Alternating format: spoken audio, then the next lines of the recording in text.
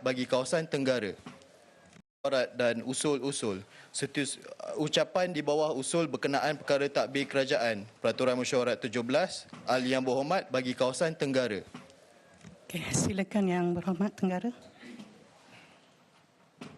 Bismillahirrahmanirrahim. Terima kasih Tuan Yang di-Pertua.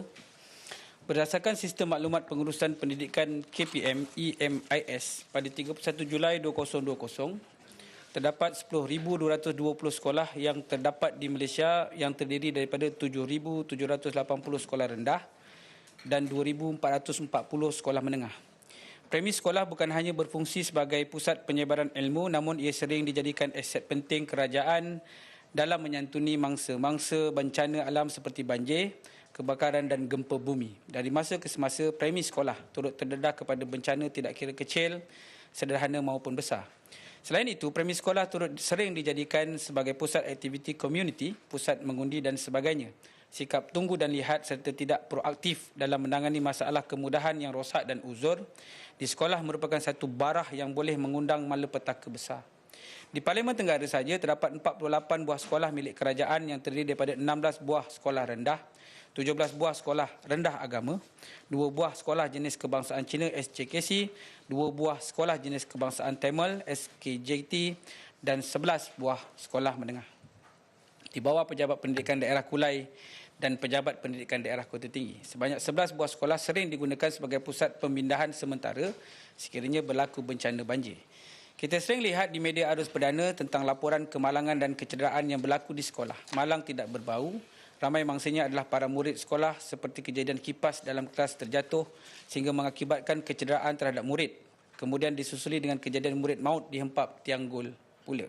Kisah sebegini bukanlah perkara baharu sehingga mengakibatkan kecederaan dan kematian murid di sekolah. Sudah pasti ia tidak boleh dipandang enteng. Langkah drastik dan efektif perlu dilaksanakan bagi mengurangkan risiko akibat kemudahan yang uzur dan tidak diselenggara dengan baik kerana terdapat rungutan bukan hanya di Parlimen Tenggara namun seluruh negara.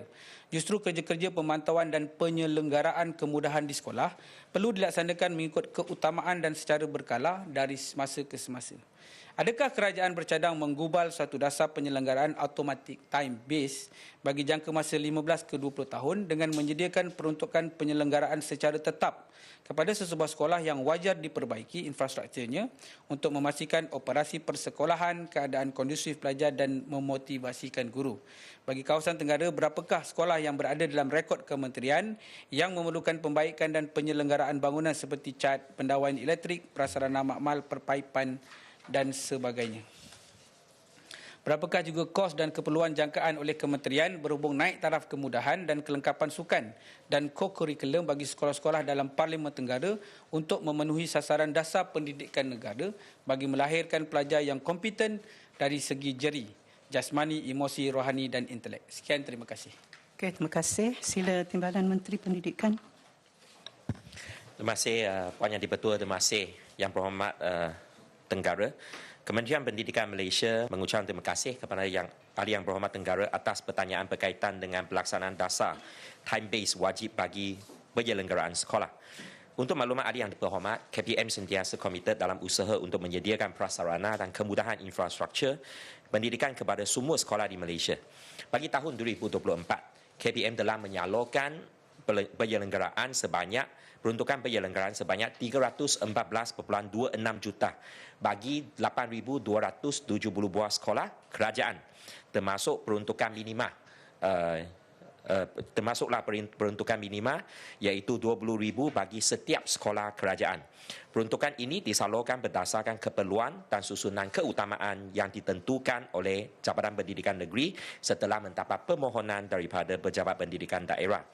Untuk maklumat Ahli Yang Berhormat, pada masa kini, KPM menyalurkan peruntukan penyelenggaraan sekolah yang masih ekonomik untuk dibaiki berdasarkan analisis skor grade impact yang bagi menentukan tahap keadaan komponen fiskal atau fasiliti bangunan di sekolah. Sekolah ini mempunyai 7 skala. Skala nombor 1 hingga 4 merujuk kepada keadaan bangunan yang berfungsi dan selamat digunakan. Skala 5, bangunan yang dilaporkan oleh pihak sekolah sebagai tidak selamat dan memerlukan penyelenggaraan. Skala 6 pula merujuk kepada bangunan yang tidak selamat dengan pengesahan pihak teknikal PBD ataupun JPN, manakala skala ke-7 merupakan bangunan yang tidak selamat dengan pengesahan daripada Jabatan Kerja Raya JKR. Pelaksanaan penyelenggaraan bangunan sekolah pada masa kini, kita berikan fokus kepada sekolah yang berskala 1 hingga 5. Manakala sekolah berskala 6 hingga 7 memerlukan perbaikan serta kos yang besar dan tempoh pelaksanaan yang panjang.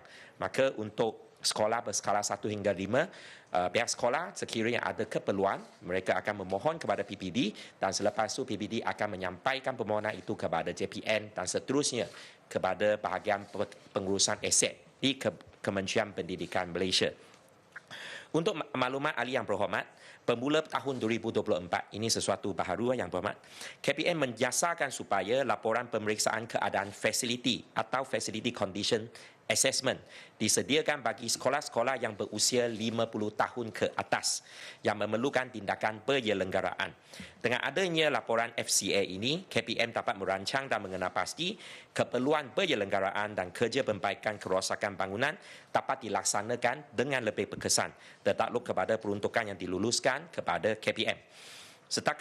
Sehingga 2024, seluruh negara pihak KPM mengenal pasti terdapat sebanyak 4,914 buah sekolah kerajaan yang berusia 50 tahun di seluruh negara. Daripada jumlah tersebut, 17 buah adalah sekolah berusia 50 tahun berada di Parlimen Tenggara. Dan kerja-kerja untuk FCA iaitu Facility Condition Assessment dengan izin ini bermula pada tahun ini. Ini merupakan satu inisiatif baharu. Dan untuk maklumat ahli yang berhormat, bagi tahun 2024, sebanyak 2.12 juta peruntukan penyelenggaraan telah disalurkan kepada 30 buah sekolah kerajaan di Parlimen Tenggara. Kerja-kerja tersebut melibatkan penyelenggaraan bumbung, tingkap, pintu dan sebagainya, mengecat luar bangunan pendawaian elektrik, penyelenggaraan pemparitan sistem pengaliran air dan pembentungan kumbahan. Dan sekolah-sekolah yang telah pun memperolehi peruntukan daripada KPM, selain daripada sekolah yang mungkin mendapat lebih kurang dari lingkungan 20,000 hingga 50,000, ada sekolah yang telah pun mendapat lebih daripada 100,000. Saya bagi contoh, Sekolah Menengah Kebangsaan Tun Habak 300,000 untuk tujuan bumbung, perbaikan bumbung. Sekolah Menengah Kebangsaan Taman Kota Jaya juga perbaikan bumbung 220,000, Sekolah Kebangsaan Felda Sungai Sibu untuk perbaikan tingkap, pintu, bumbung, siling, longkang, struktur 220,000 juga. Sekolah Kebangsaan Sultan Alauddin 420,000, dinding lantai mengecat luar bangunan, bumbung, struktur, siling. Dan Sekolah Menengah Kebangsaan Bandar Tenggara 220,000 untuk sistem retikulasi air, bumbung, struktur, siling, sistem pam. Dan tadi yang pertama itu adalah 300,000 untuk SMK Tun Habak. Dan ini adalah sebahagian daripada sekolah kerajaan yang telah pun memperolehi peruntukan penyelenggaraan pada tahun ini. Dan selain itu, sebanyak 190,5 sumbangan penyelenggaraan dari KPM telah pun disalurkan kepada sekolah bantuan kerajaan di Parlimen Tenggara. So, terdapat 5 buah sekolah bantuan kerajaan di Parlimen Tenggara, dan selain daripada 190,5 itu, juga pada tahun ini kelima-lima sekolah tersebut juga akan menerima 70,000 setiap sekolah untuk tujuan penyelenggaraan tandas. Dan kelima-lima sekolah ini adalah HKC Yuhua, HKC Ladang Pelempah, Sekolah Menengah Agama Bandar Tenggara, Sekolah Menengah Agama Kota Tinggi, Sekolah Jenis Kebangsaan Tamil Ladang Rem. Ini untuk tandas, setiap satu 70,000, dan maklumat awal telah pun dikeluarkan oleh JPN kepada sekolah untuk membuat permohonan melalui lembaga ataupun pengurusan sekolah masing-masing. Sekian, terima kasih. Okey, terima kasih Timbalan Menteri. Saya persilakan Yang Berhormat Tenggara untuk mengajukan pertanyaan. Soalan tambahan daripada Tenggara.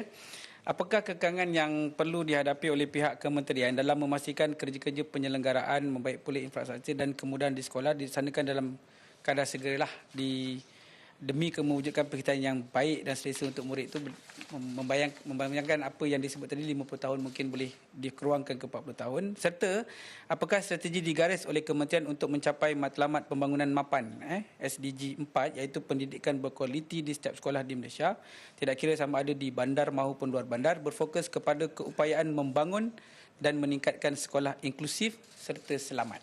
Terima kasih. Okey, sila Timbalan Menteri menjawab. Terima kasih Yang Berhormat Tenggara. Berkenaan dengan bahagian pertama persoalan, iaitu berkenaan dengan kekangan dan juga bagaimana kita nak pastikan projek-projek ini, kerja-kerja penyelenggaraan ini dilaksanakan dengan baik. Nombor satu, pihak KPM mengambil satu pendekatan, iaitu pendekatan need base, iaitu keperluan yang diperlukan oleh sekolah masing-masing untuk kita menyalurkan peruntukan penyelenggaraan setiap tahun.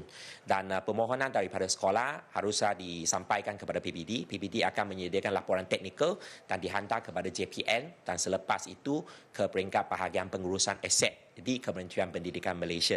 Dan seperti yang saya sebut dalam jawapan asal saya tadi, ada sekolah-sekolah di bawah sekolah kerajaan di bawah Parlimen Yang Berhormat yang mendapat dalam lingkungan 20 hingga 50 ribu, dan ada juga yang mendapat lebih daripada 200, 300 ataupun 400 ribu. Dan kesemua ini adalah berdasarkan kepada keperluan sekolah masing-masing dengan satu peruntukan yang terhad.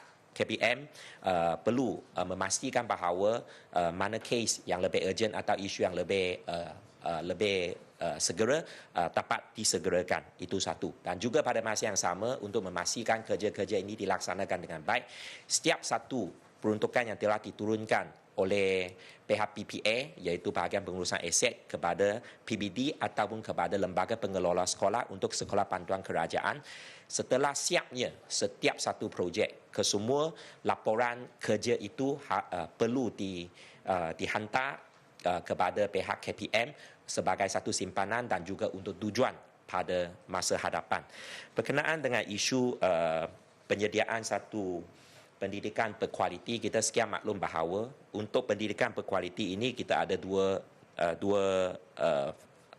perkara yang kita perlu mengambil berat. Nombor satu, pembangunan infrastruktur, bagaimana kita menyediakan peruntukan penyelenggaraan yang secukupnya baik untuk sekolah kerajaan dan sekolah bantuan kerajaan seperti yang saya jelaskan tadi.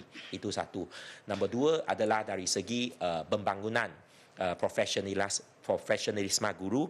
So kita selepas ini saya juga akan menjawab berkenaan dengan isu berkenaan dengan pendidikan digital. Selalunya pada sepanjang masa ini di bawah dasar pendidikan negara, memang KPM mempunyai satu rancangan dan juga satu rancangan untuk memastikan bahawa guru-guru kita adalah terlatih khasnya dari segi menyampaikan dari segi pendidikan digital untuk memastikan guru-guru kita adalah prestasi guru-guru kita adalah menepati kepada kemajuan teknologi semasa. Sekian, terima kasih. Ahli Yang Berhormat bagi kawasan Tenggara. Okey, silakan.